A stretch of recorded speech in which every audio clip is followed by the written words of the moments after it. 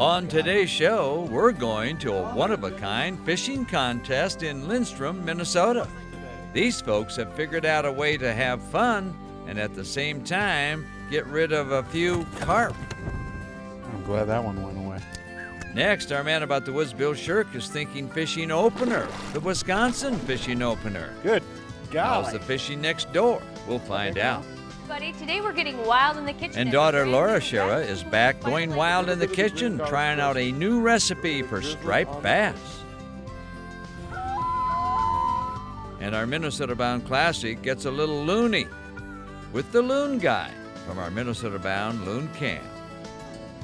Those stories and more next.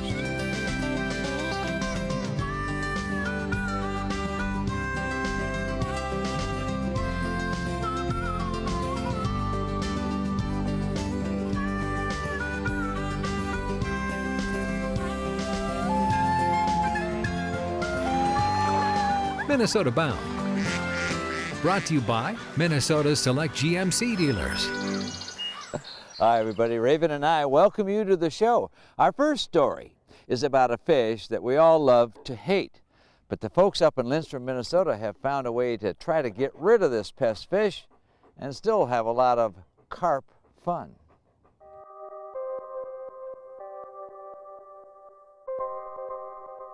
Its Latin name is Cyprinus carpio. Sounds kind of pretty, doesn't it? Most of us know it by its more familiar name, simply carp. It's no secret this nuisance fish, introduced by our own U.S. government, is a nuisance.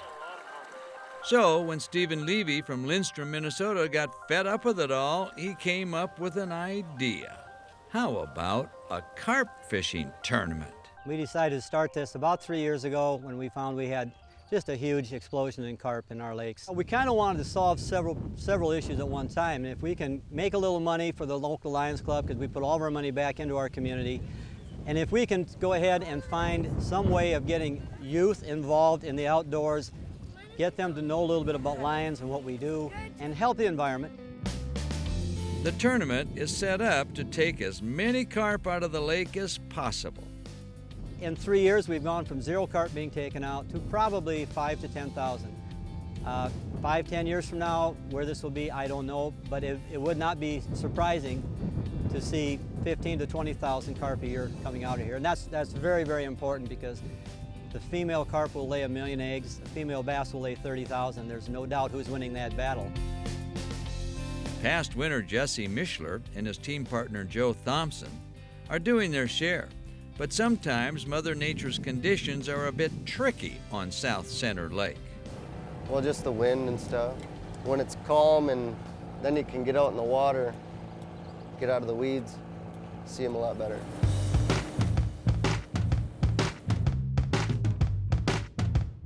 You can use like a fishing rod and reel and with a treble hook on them and snag them. And you can use nets up to a certain size. You can use a spear, like a hand spear, and throw it at them. This team of two are bow fishing. It's a popular choice. It's just basically an older light pound bow. You want something that doesn't have really too much heat on it. You're shooting a fiberglass arrow and a reel to reel in your line. Pretty basic, but very effective. But don't think it's easy. Carp are very elusive, very elusive.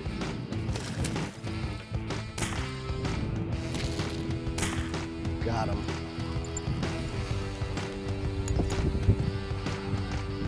No! Oh, no. That's not good. When in the world of carp, carpe diem.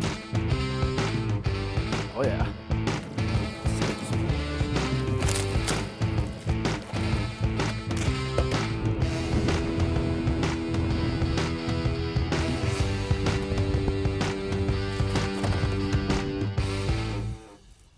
By mid-afternoon, with their carp hits and misses, the archers head into the weigh station.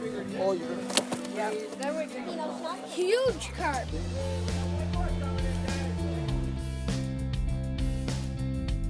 We tried to catch as many carp as we could but you know what? It was just a rough day. Other guys got the better. Wind was bad, we still had a good time. Next fisherman in, Jesse Mischler. He came in with 5. Largest one, 16 pounds, 15 ounces. As fishing tournaments go, this is far from typical. But in this Minnesota lake community, the good thing is there are now fewer carp. All right, everybody hold up fingers. How many fish did you catch today?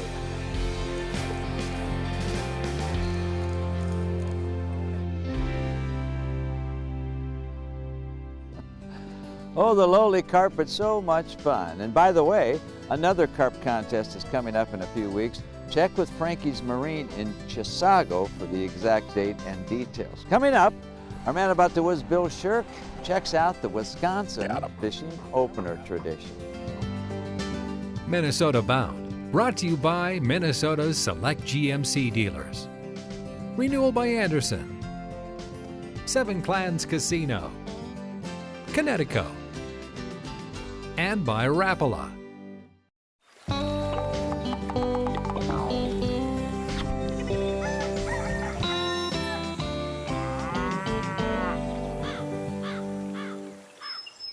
You know, when it comes to fishing openers, the Wisconsin opener is sort of the poor cousin to Minnesota's.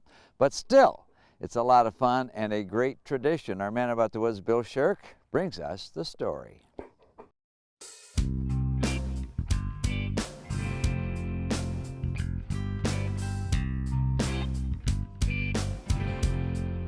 Hayward, Wisconsin's long been known for fish. Heck, the biggest ever hovers over town. Now, I've never opened my fishing season here, but that's about to change.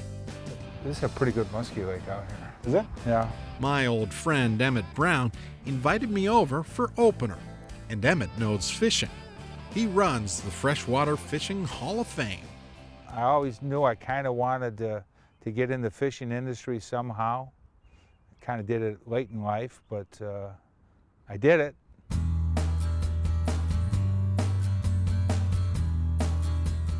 Emmett's is a story of a Chicago boy moved north. Even as a kid, he fell in love with the fishing round these parts. It's a fishing town. Thing is, Good afternoon, Hayward Bait and Bottle Shop. Dennis Waysted's waiting for someone to show up. The bass fishing is great. I mean, it's gotten better and better and better every year, but no one seems to buzz about bass opener. no, not so much. I think it's just a matter of getting the word out. So that's what I'm doing. Our opener starts just a couple miles north of town. It's always exciting the first time you pull the boat out. Emmett promised to give up a few of his best bass spots, so pay attention. That's good.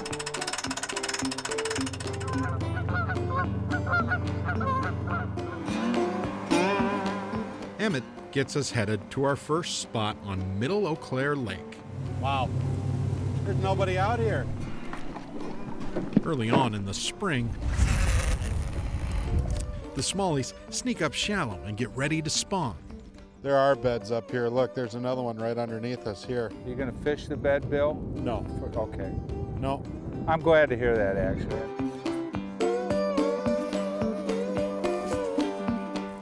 So far, I think we have the lake to ourselves, huh? But no fish yet. Got him. I'm such a dreamer. He was way shallow. Really? Yep. Yep, stick. Stick. I'm glad that one went away. Yeah, it's a smallmouth, Bill. It's what we're looking for, right? Finally. So he's up shallow.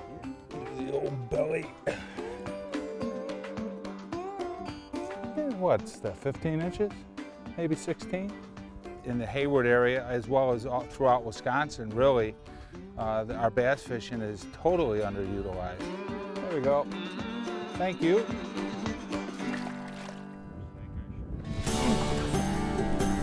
Oh, there he is. I'll net him, huh? Yeah, we're gonna need a net for this one. that? Here's your Wisconsin smallmouth. Heck yeah, what do you want?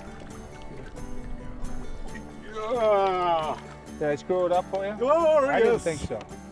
Finally, you're smiling. That's the first time today. And you caught the fish. Here, I'm gonna grab him out. Oh, how's that? You got the net? Yep. Good golly. That big enough? That's big enough. That's 19. 19, I bet. Oh, just under 20. Good golly.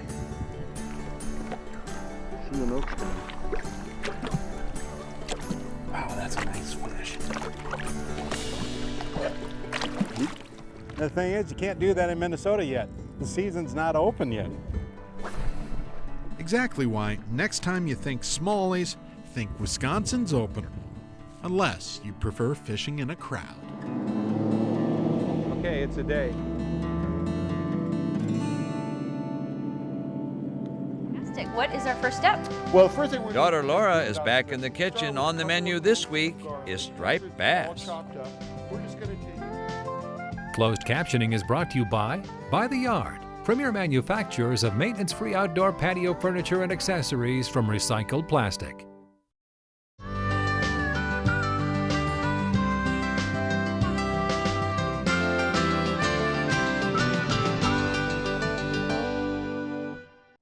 Time now to head to the kitchen, or should I say go wild in the kitchen, where my daughter Laura is, well, she's a fish eater and she's got some fish recipe a-cooking.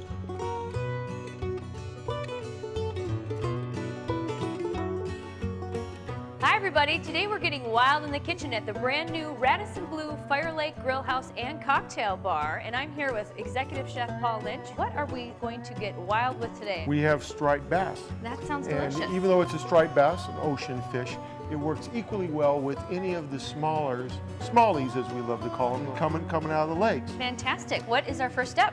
Well, the first thing we're going to do is we're going to make green goddess dressing. You start out with a couple of cloves of garlic, and after it's all chopped up, we're just going to take it and we're going to add it to our blender. We're going to add a little bit of anchovy, a little bit of diced scallions in here, a lot of tarragon, parsley, buttermilk, lemon juice, olive oil, and salt and pepper. Now we have the green goddess dressing. The next thing we're going to do is we are going to make an herb crust for that. About 2 cups of fresh breadcrumb. We're going to put some more chopped parsley, chopped chives, fresh tarragon, and then we're going to put some parsley on that. Lots of green in this recipe. I like that. That's why it's a green goddess. Now the next thing we're going to do is we want to take this beautiful fish, this lovely striped bass. So we're going to take a little bit of the green goddess dressing, and we're going to drizzle it on the fish, and we're going to just take these beautiful herb crumbs and we're going to just sprinkle them across the fish. So now this is all ready to go in. All you have to do is slide it right down into a nice hot pan. Now the bottom of the pan is going to continue to transfer the heat and really sear that bottom skin. Now we're just going to take this whole pan and we're going to throw it in a 425 degree oven. Okay?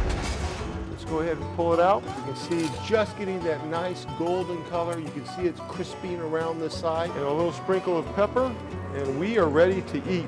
Lay that right in the dish. Chef Paul, this definitely looks wildly delicious, and I can't wait to take a bite of this. Here we go. All right.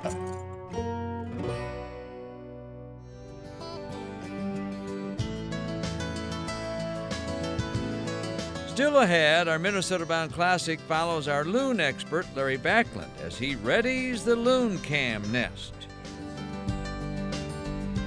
Minnesota Bound, brought to you by Hennepin County Medical Center, Minnesota Agricultural Water Resources Coalition, Minnesota soybean farmers and their checkoff,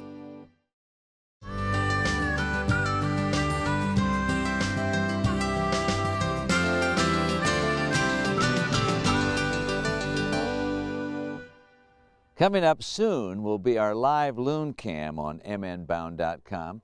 Just to give you an inside story of how it all happened, take a look at this. Our videographer Nick Clausen and our loon expert got together and made quite a story.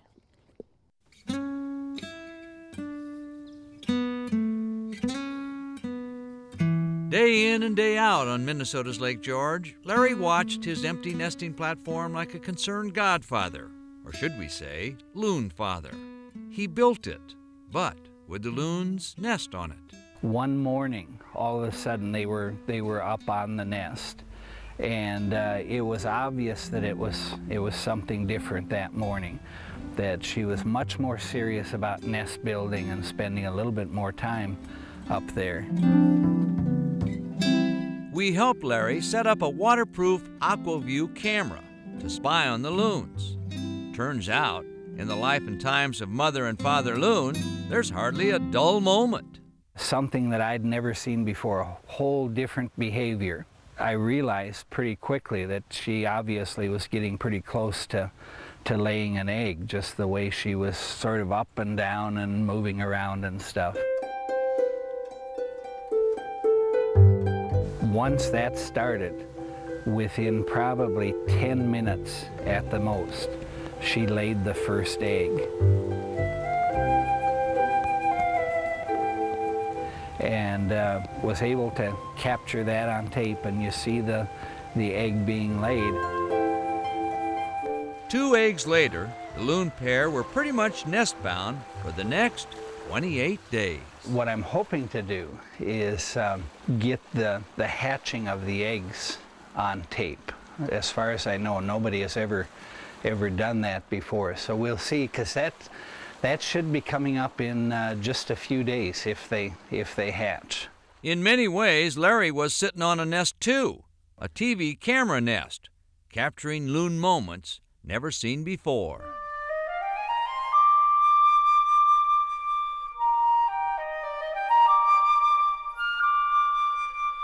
Unlike a lot of birds where only the female does the incubation, the loons pretty equally share nesting duties. They'll come back and they'll come swimming up to the nest, and they'll just sit there for the one that's on the nest to get off the nest, and then the other mate that just came in will then get up on the nest and turn the eggs and get settled down. In fact, they go through a whole routine of getting the eggs just right and getting settled in and getting their wingtips tucked in around them. You got to give them credit for patience, because for 1 month solid, they're on that nest. In hot sun, in rain, in wind, and some pretty cold weather.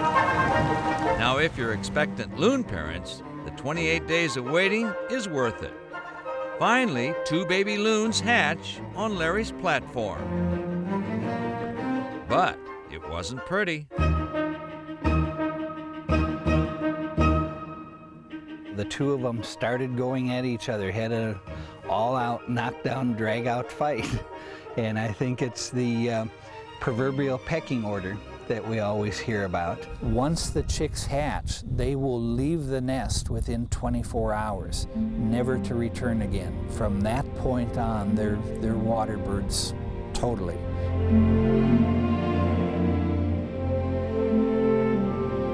Riding on the parent's back also protects the chicks from underwater enemies such as toothy pike or snapping turtles or big-mouth bass. Nature's laws always prevail, of course. As much as Minnesotans might like happy endings to their loon stories, shortly after the 2 babies were hatched here, one of the chicks turned up missing. So, one of the great mysteries, what happened to the chick? We know it was there and it just disappeared out from under our eyes. While life goes on for us, so it also goes on for loons. After all, one surviving baby loon is better than none at all. That is cool. That is cool.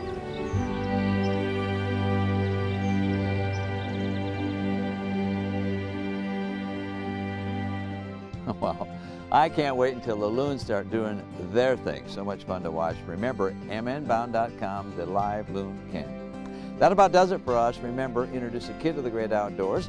I'm Ron Sharon, of course, my Answer star of the show here. Where are you going to go? It's Raven. Transportation provided by Premier Transportation. Call 1-800-899-7433.